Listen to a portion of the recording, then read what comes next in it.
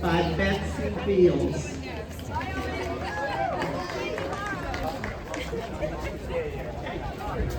Did you recognize Taylor?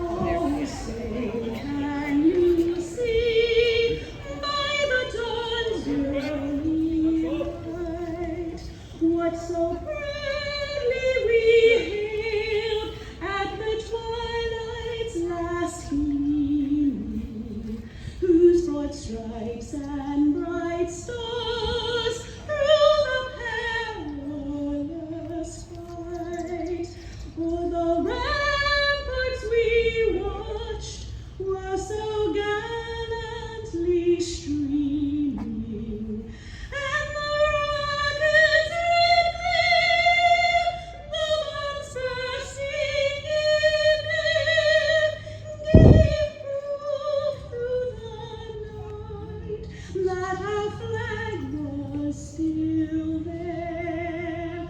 Oh, say does that star-spangled banner yet wave o'er the land of the free and the home of the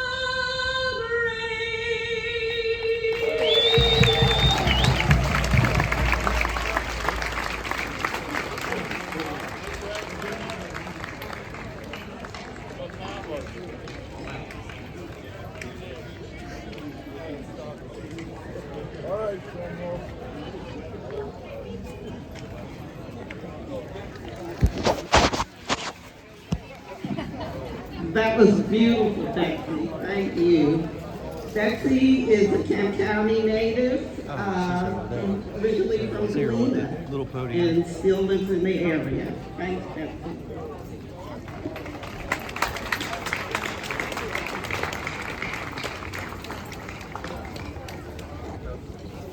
In recent news, I talked about the origins of Memorial Day. Colonel John Logan, who was head of the Grand Army of the Republic, the premier veterans organization that was formed at the close of the Civil War. In 1868, Colonel Logan issued a General Order number 11 requesting that all members of the GAR, which were over 7,000 GAR posts throughout the country, to decorate the graves of their fallen comrades with flowers on May 30th, 1868. It is the purpose of the Commander-in-Chief to inaugurate this observation with the hope that it will be kept up from year to year. And so we're very proud to be here to uphold that order. Memorial Day became a national holiday in 1889. And a century later, in 1968, the holiday was moved to the last Monday of May, as it remains today. Of those 7,000 GAR posts in the country, over 224 states were formed by African Americans who served in the Civil War. Today, Sumner Hall is one of only 2 remaining Grand Army of the Republic posts still active. So we are very blessed here in town to have one of those 2 active posts. That's interesting. And we hope you will come and visit Sumner Hall whenever you get a chance. Sumner Hall. Sumner Hall was founded by 28 African Americans who fought in the Civil War as part of the United States colored troops. I grew up on Boardwalk, Queen Street, so I walked by the building many times, not knowing the significance of what we had here. The principles of the Grand Army of the Republic are fraternity, charity, and loyalty. And those are at the core of Sumner Hall's mission today, of preserving our cultural history, educating our community, and celebrating all of the successes and accomplishments of our ancestors and our leaders. The Declaration Day tradition that started at Sumner Hall was continued in Chestertown by the Parker White American Legion Post 143. Notably, Mr. Calvin Frazier, who passed away last year, was one of the key leaders in that post. And I must say, my own father, Thomas Isaacs, was also a member of Post 143. So without further ado, I'm going to introduce our honorary speaker today, Mr. Aubrey Sardis. Aubrey is no stranger to Chestertown. He's an Army veteran, 32nd Infantry, 7th Division, 1961 to 62. He's a renowned attorney, as well as a member of the Sumner Hall Board of Directors. Aubrey?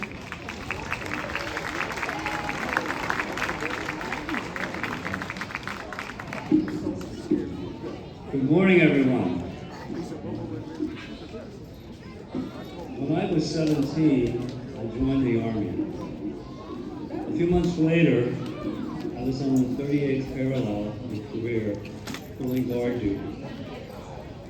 13 months on the DMZ for the 32nd, 7th Infantry Division. And several decades later, I was invited to West Point to speak about Don't Ask, Don't Tell.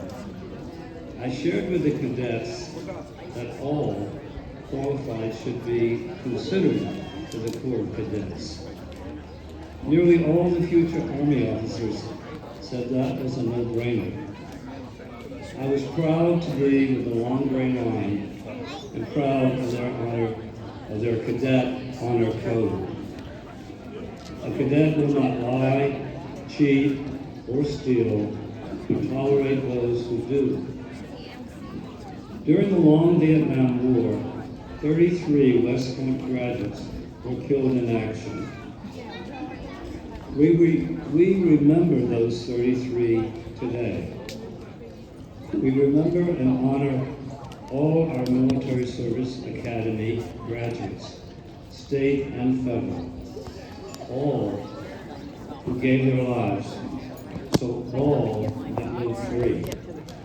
Free from tyranny, free from culture warriors,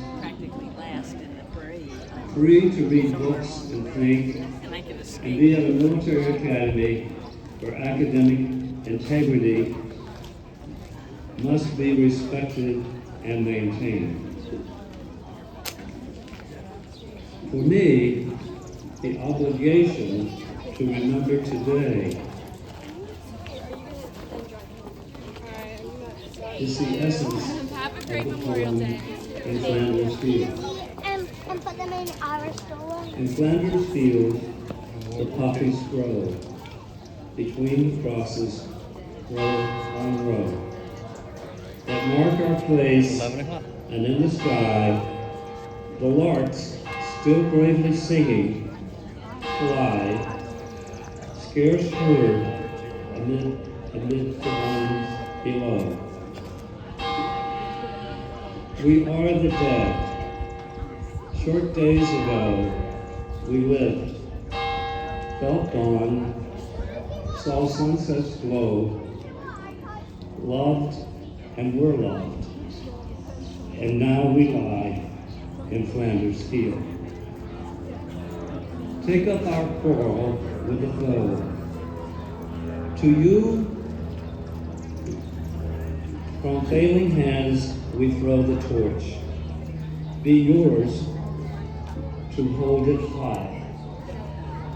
If ye break faith with us who die, we shall not sleep, though poppies grow in Flanders field. Today at Sumner's Hall and here in Chestertown, we remember those killed in trenches along the Western Front and in France and in the Flanders fields, in Belgium, where thousands and thousands of soldiers were killed. Hundreds of American service members were killed and buried where the poppies still grow. Let us remember them and the 116,516 GIs killed in World War I. We must remember. We have an obligation to remember them.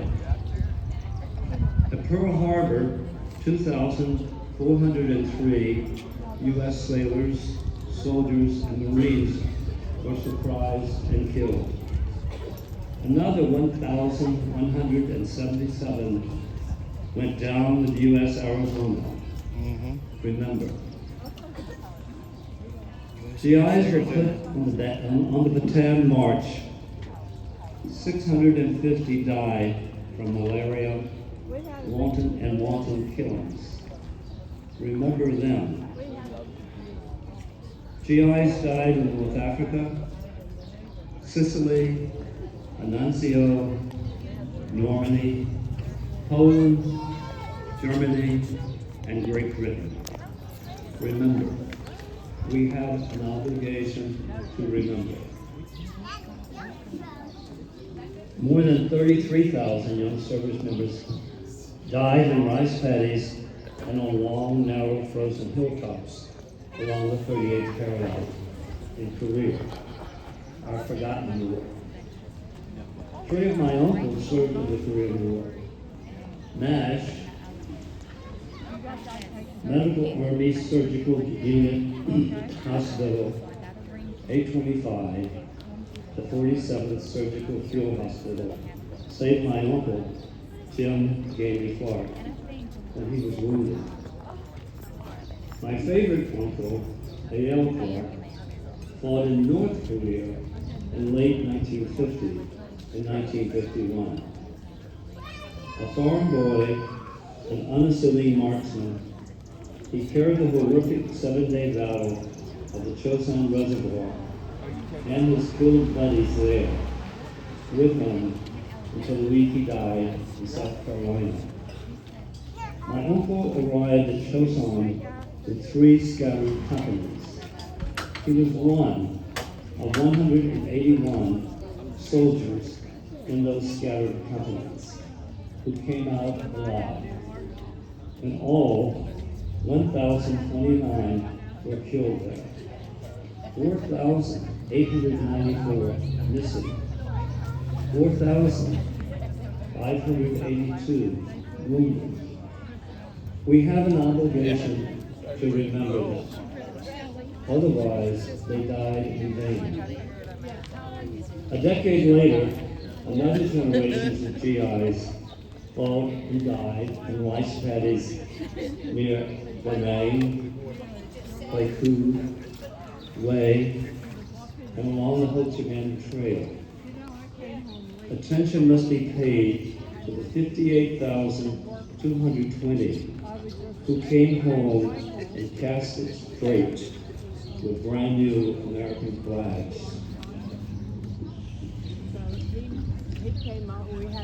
Perhaps you saw wood caskets being unloaded on a train freight car. Carefully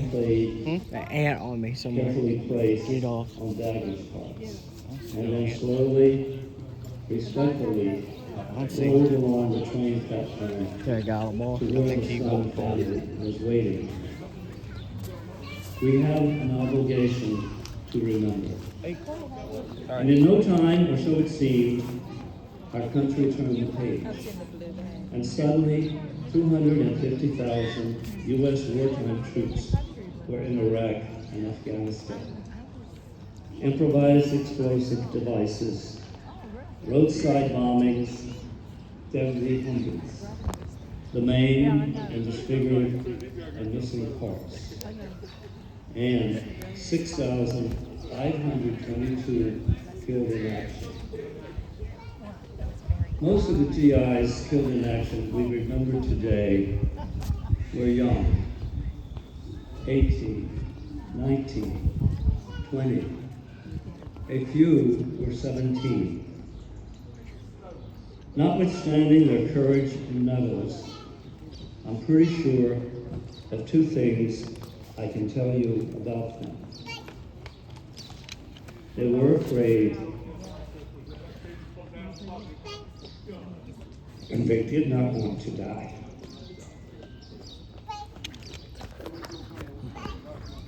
Nor did the sons and daughters of Gold Star families who died here at home in turbo training accidents, most of which can be prevented by our Defense Department. These families are living with unbearable pain. We have an obligation to remember them too, and to help. From Gettysburg to Petersburg, from Bataan to Beirut, from Seoul to Saigon, from Pleiku to Fallujah, and Kandahar too. Let us remember all who fought and died so we might be free. We have an obligation to remember. Otherwise, they died in vain. Thank you.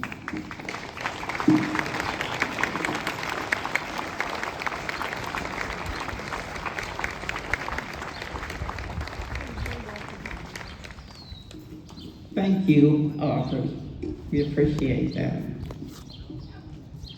I'm going to read an excerpt from a poem called Ode to Memorial Day that was written by UST Colonel Charles Young in May of 1907.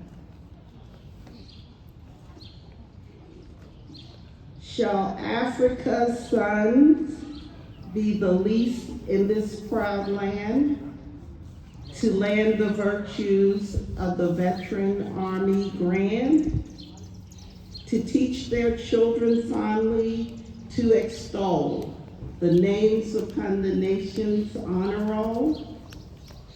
Tell them how black blood mingles with the white, that right should reign and freedom roads be bright. Do not forget on this Memorial Day their word to you of power, nor ever stray from this example. Pay your freedom's price in labor, love, service, and sacrifice. Ah, not with pang of grief, so we lay the flower and leaf upon the patriot's grave, but with hearts aheave with pride for those who bled and died, the Union's life to save. Thank you.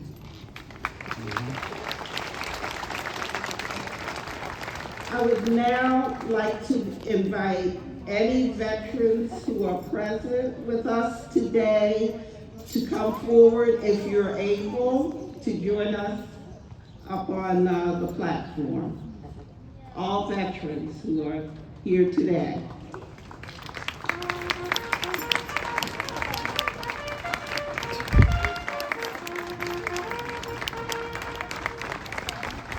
It's called Revelry. what he's doing is called revelry, Yeah. and they do that to call all the veterans, all the members, military members.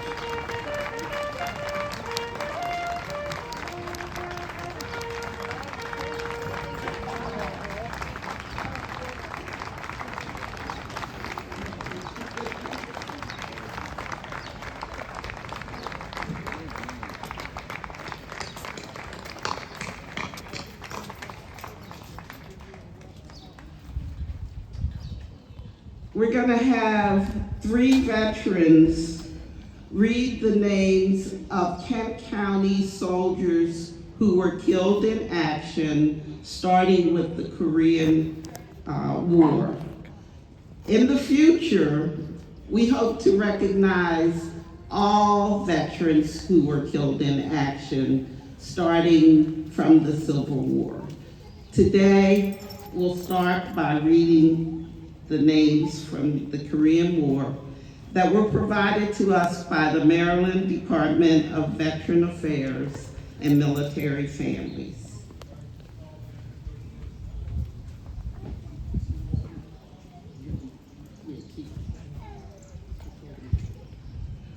Good morning, everyone. Okay.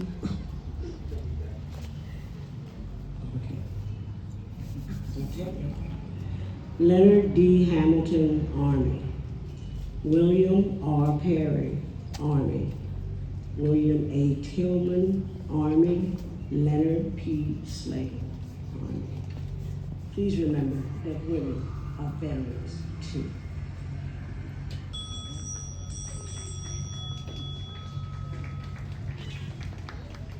Also in the Korean War, Louis B. Starkey, Army. Followed by in Vietnam, Clarence M. Newcomb, Army. Also Vietnam, Raymond L. Elliott, Army.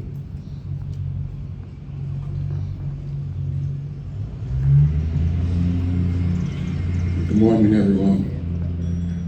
I'm retired Lieutenant Colonel Hank Johnson. I served in Vietnam, 2 tours and 1 tour in Desert Storm.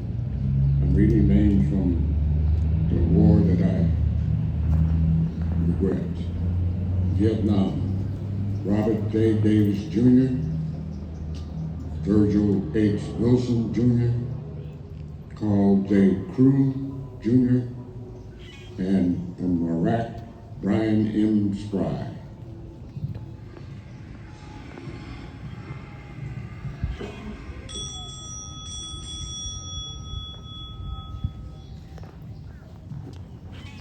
Let's now have a moment of silence for all soldiers, statewide, nationwide, who were killed in action. After.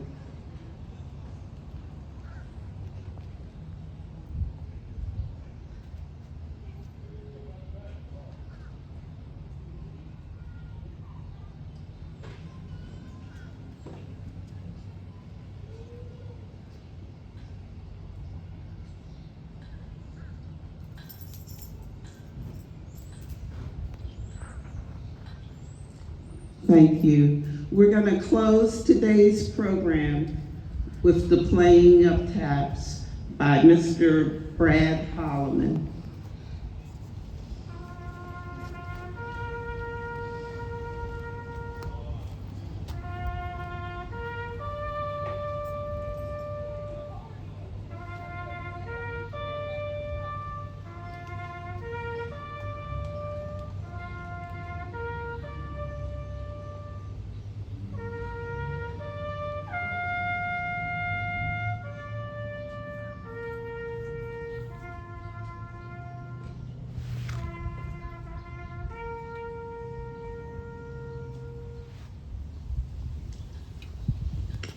Thank you. Thank you all.